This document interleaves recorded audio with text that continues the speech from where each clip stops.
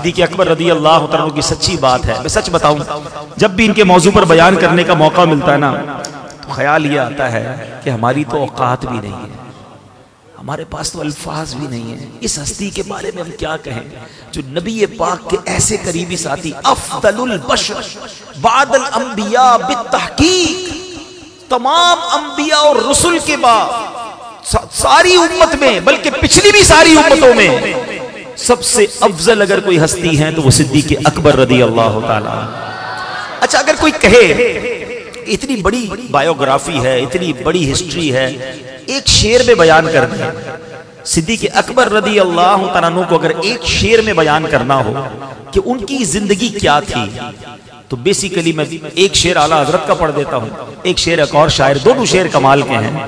سیدی اعلیٰ حضرت لکھتے ہیں نا انہیں جانا انہیں مانا نہ رکھا غیر سے, واللہ صدیق اکبر کی زندگی صرف یہی تھی, بس آقا ہی سب کچھ تھے. انہیں جانا انہیں مانا نہ رکھا غیر سے, بس نبی پاک کے لیے زندگی گزاری. للہ الحمد میں دنیا سے مسلمان.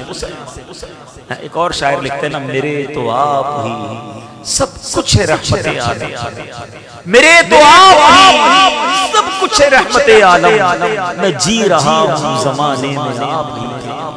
نبی پاک کے لیے مارے کھائے, نبی پاک کے لیے مخالفت برداشت کی, ایک بہت بڑی کاروباری شخصیت تھے آپ. آپ کا ایک نام تھا, معاشرے میں آپ کی عزت تھی, لوگ آپ کی بات مانتے تھے, آپ کا آرڈر چلتا تھا. مگر جب ایمان لائے تو سارا مکہ مخالف ہو گیا, دوست مخالف ہو گئے, اپنے پرائے ہو گئے, کاروباری بائیکاٹ شروع ہو گیا, آپ کو مکے سے نکالنے کی کوشش شروع کر دی گئی. مگر آپ نے نبی پاک کا ساتھ نہ چھوڑا.